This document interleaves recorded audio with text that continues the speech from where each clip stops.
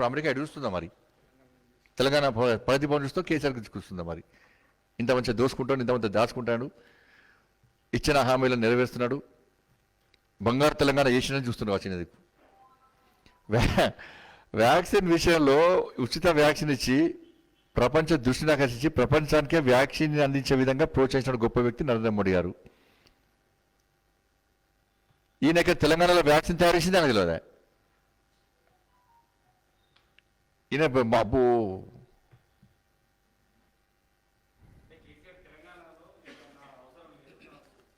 ఎట్లా లేదు, ఏం కాలే ఆయనతో. ఈయన ఏం మిగిలిన వీక్తాడు. ఇక ఏమైంది? ఇచ్చిన హామీ డబుల్ బెడ్రూమ్లు ఇచ్చిండా, రుణమాఫీ చేసిండా, నోటిఫికేషన్ ఇచ్చిండా, నిరుద్యోగ వృత్తి ఇచ్చిండా, దళితులు ముఖ్యమంత్రి చేసిండా, దళితులకు 3 ఎకరాలు ఇచ్చిండా, అంబేద్కర్ గారు విగ్రహం పెట్టిండా, దళిత బంధువు ఇచ్చిండా, ఆర్టీసీ కార్మికులను ఆదుకున్నాడా, ఇంటర్మీడియట్ విద్యార్థుల ఆత్మహత్యలకు కారణం వినా కాదా, ఉద్యోగ ఉపాధ్యాయ వర్గాలను ఇబ్బంది పెట్టే విధంగా 3170 జీవో ఇచ్చి ఇబ్బంది పెట్టే వాస్తవం కాదా, ఒక వర్గానికి కొమ్ము కాస్తున్న విషయం వాస్తవం కాదా? ఏం సాధించింది నేనే? ఇక్కడ ఏం చేయలేదు కాబట్టి, ఇక్కడ ప్రజలు తిరగబడుతున్నారు కాబట్టి ఇవాళ ఏదో ఒకటి ఇవాళ చూసి ఇవాళ గంటలు గంటలు వాగుతుండే 15 నిమిషాలు కంప్లీట్ చేసినట్టు ఇవాళ 15 నిమిషాల ఇదే చెప్పడానికి చెప్పి ఈ సోది అర్థమైపోయింది. అందుకే నేను కూడా తొందరగా ముగిస్తున్నాయి, ఏం చెప్పలే కాబట్టి. పెట్టాలి కదా, నేను మొన్ననే సవాల్ చేసి ఎందుకు పెడతలేవు అంటున్నా. దేశంలో ఈయననే మన వీడియో చూపడుతుంది, మంచి ప్రొజెక్ట్ అంటే మీకే చూపడుతుంది కదన్నా.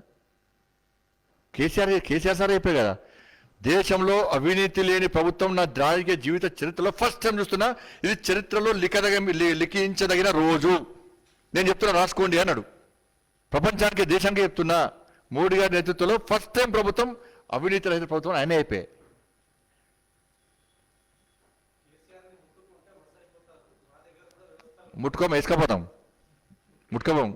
వేసుకపోతారు.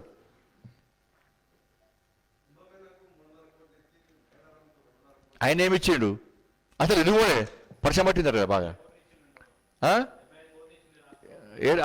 ఏమన్నాడా? ఎందుకోలే ముఖం లెక్కనే పోలే. మేడారం జాతర ఎందుకోలే? అంత పోయినసారి మేడారం జాతర అయినాక వెంటనే జాతర పడద్దు, జాతర తర్వాత వస్తా వచ్చి కూర్చోసం కూర్చుంటే మొత్తం అభివృద్ధి చేస్తే ఏం చేసిండు? ముఖం చాటేశాడు. మీలాగా విలేకరులు అడతారని చెప్పి ముఖం చాలా రెడీ ఉన్నారు విలేకరులు అందరూ. ఈసారి రాని కేసీఆర్ సంగతి చెప్తా ఉన్నారు వాళ్ళు. పోయినసారి కూర్చేసుకుని జాతర అప్పుడు రామయ్య జాతర అయిపోయినా కాస్త ఇప్పుడు వచ్చి మొత్తం అభివృద్ధి చేస్తానట, అడ్రస్ లేకుండా వాళ్ళు అడుగుతారని భయానికి వస్తే పోయినాయి. ఎందువల్ల మరి మేడ జాతరకు పొద్దున్న సాయడా అంటే పోలీసులు చచ్చిపోయారు పాపం. ఆడ అధికారులు మొత్తం ఇబ్బంది పడ్డారు. ఆడ ప్రజలు భక్తులు ఇబ్బంది పడ్డారు. ఈయన పోలేదు. గవర్నర్ గారు పోతే కూడా సీఎం ఆఫీస్ నుంచి డైరెక్షన్ ఆదేశాలు, ఎవరు ఉండదు, అధికారులు ఎవరు ఉండదు, మంత్రులు ఎవరు ఉండదు, ఆదేశాలు ఓవరాల్గా. గవర్నర్ గారు రాజకీయ పట్టినాయకురాలే, నాకు అర్థం కాలే. నాకు మొదట్లో గవర్నర్ చాలా మంచిదని చెప్పన్నాడు, మళ్ళీ ఇప్పుడు ఏం పుట్టింది? ఇప్పుడు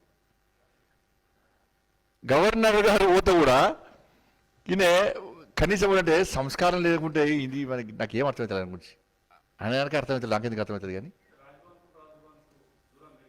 ఎవరు ఈయన కూడా వెరిగిరాసు లోపల రాజ్భవన్ పోతే దూరం అంటే ప్రగతి భవన్ ఏంటిది? అది రాజ్భవన్ ఏంటిది? దూరం పెంచుకుంటే మంచి ఆలోచన ఉండి కలిసి ఉండాలి. గవర్నర్ అనేది ఒక పొలిటికల్ దానికి సంబంధించింది కాదు కదా, ప్రథమ పౌరాలయమే. ఒక మహిళ ఒక దర్శనానికి వచ్చింది,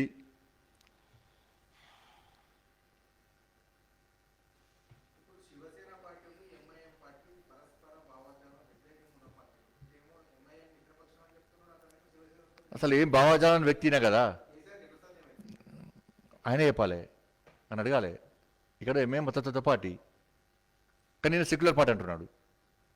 ఆయన సెక్యులర్ పార్టీ కదా, తెలంగాణ ఉద్యమ పార్టీ కదా ఎంఐఎం పార్టీ కూడా. 1400 మంది ఉసురు పోసుకోండి. అప్పుడు ఉద్యమాన్ని ఇట్లా రెచ్చగొట్టి తెలంగాణ రాష్ట్రాన్ని సాధించుకున్నాం. ఎంతమంది గుర్తించింది నేనే ఇలా ఇది కాదని చెప్పి దేశాల్లో గుర్తాడినాయి.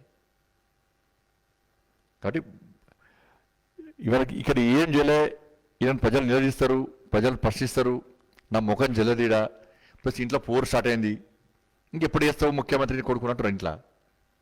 కాబట్టి మళ్ళీ ఏడు ముఖ్యమంత్రి చేస్తే నాకు డౌటే, ఎందుకంటే ఇది మళ్ళీ కొన్ని ఈ డ్రామా చూపెడతాడు. ఇక నేను దేశాన్ని పోతున్నా, దేశాన్ని మొన్నటిదానికేమో వేరే రకంగా చూపెట్టాడు, ఇప్పుడు ఏమన్నా దేశ రాజకీయాలు పోతున్నా ఇన్ని కొడుకులు ముఖ్యమంత్రి చేస్తా అని చెప్పి ఇంట్లో పూర్వ తల్లార్చడానికి ఇదంతా చేస్తుండే.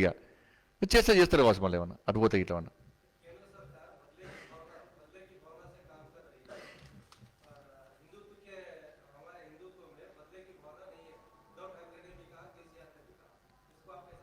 ఎవరన్నారు?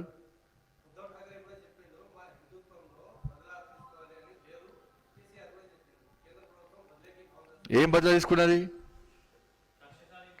ఏం కక్ష సాధింపు అంటే నేను దోసుకుని అడగద్దు, కేంద్ర ప్రభుత్వం నిధులు దారి మళ్ళిస్తుంటే అడగద్దు, సంక్షేమ పథకాలను పేరు మార్చి చేసుకుంటే అడగద్దు, దేశ వ్యతిరేక వ్యాఖ్యలు చేస్తే అడగద్దు. నువ్వు తెలంగాణ ఉద్యమం సందర్భంగా చేసిన హామీలన్నీ, ముఖ్యమంత్రి చేపట్టే సందర్భంగా ఇచ్చిన హామీలన్నీ కూడా ఏం నెరవేర్చో అడగద్దు, ప్రశ్నించద్దు, నిలదీయద్దు. ఆయన ఇప్పుడు గగ్గిరి తలకాకపోవడానిక మేము అనుకుంది. ఇన్ని రోజులు ఎందుకు మాట్లాడలేండి మరి? మోడీ గారికి ఇన్నిసార్లు కలిసే ఎందుకు మాట్లాడలే? ఇన్ని రోజులు వంగి దండాలు పెట్టే, పుల్లు దండాలు పెట్టా కదా, అప్పుడేమో ఇప్పుడు ఏం పుట్టే? ఏ వ్యవస్థలు చెప్పాలి కదా. ఆయనకు వ్యవస్థనే లేదు, ఆయనకు వ్యవస్థనే లేదు ఆయనకు. అరే ఇన్ని రోజులు ఎందుకు ఇలా ఈ ముఖ్యమంత్రి ఇన్ని రోజులు ఫామ్ హౌస్ అన్నాడు, సేదతీరిండు. ఇవాళ కేవలం భారతీయ జనతా పార్టీ చేపడుతున్న ఉద్యమాల వల్ల ప్రజల లోపల వాస్తవాలు ప్రజలు గ్రహించారు కాబట్టి, ప్రజలు ప్రశ్నిస్తున్నారు కాబట్టి, ప్రజలు నిలదీస్తున్నారు కాబట్టి భయపడి ఇప్పుడు బయటకు వస్తున్నాడు. ఇన్ని రోజులు బయటికి రాలే, కానీ డిప్రెషన్లో ఉన్నాడు. ప్రజలకు సమాధానం చెప్పుకోలేక, హామీలు ఏం నెరవేర్చలేదు కాబట్టి ఆ ముఖం జల్లక ఈ దృష్టి మరచడానికి మళ్ళీ ఇవన్నీ దీన్ని నష్టం చేశారు. తెలంగాణను నాశనం చేసిందే నువ్వే, తెలంగాణ ద్రోహే నువ్వే. తెలియదా ఎన్ని వ్యవస్థలు ఎట్లా కాంప్రమైజ్ అవుతున్నావు, ఎన్ని కోట్లు ఎట్లా సంపాదిస్తున్నారు జనానికి? తుకుడే గ్యాంగు దేశాన్ని ఏదాలని ఆశలు పడుతున్నది, కలలు కంటున్నది. ఈ తుకుడే గ్యాంగు అవకాశం ఇద్దామా?